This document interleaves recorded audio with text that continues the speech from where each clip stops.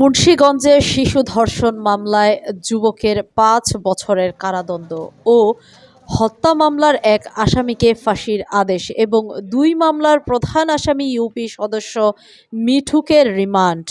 মুন্সিগঞ্জের টঙ্গীবাড়িতে ৮ বছরের শিশু ধর্ষণ মামলায় মাহিন মৃধা নামের এক যুবককে ৫ বছরের কারাদণ্ড দিয়েছে আদালত।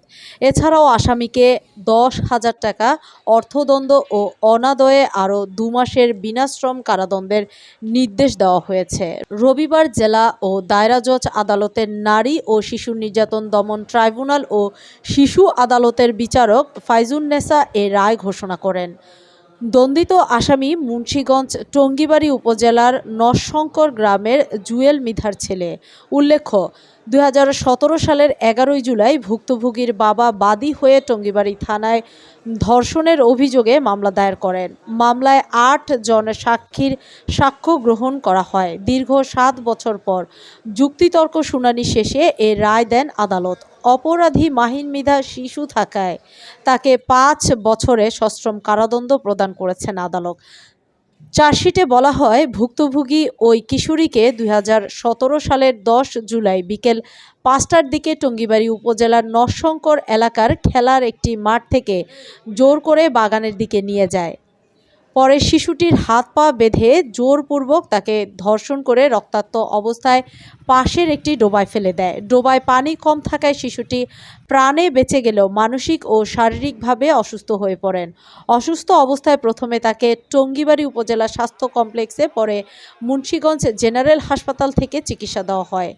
বিষয়টি নিশ্চিত করেছেন নারী ও শিশু নির্যাতন আদালতের স্পেশাল পিপি অ্যাডভোকেট লাবলু মোল্লা।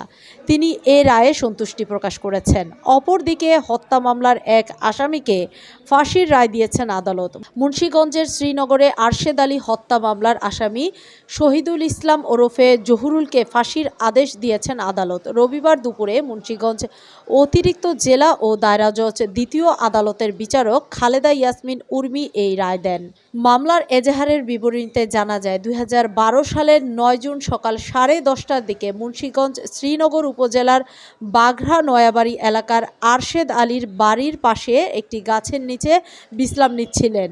এ সময় একই এলাকার জৈনক জাহাঙ্গীর হোসেন বাড়ির কেয়ারটেকার শহীদুল ইসলাম ওরফে জহিরুল পূর্ববিরোধের জের ধরে প্রকাশ্যে নিহত আরশেদকে ধারালো কোদাল দিয়ে উপর্ঝুপি কুপিয়ে গুরুতর রক্তাক্ত জখম করে ঘটনাস্থলেই তার মৃত্যু ঘটায়।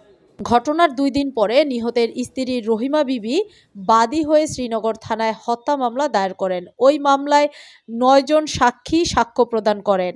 দীর্ঘ প্রায় ১২ বছর বিচার কার্য শেষে আজ দুপুরে আদালতে আসামির ফাঁসির রায় প্রদান করা হয়। তবে এ সময় আসামি পলাতক থাকায় আসামির অনুপস্থিতিতেই এই রায় দেওয়া হয়।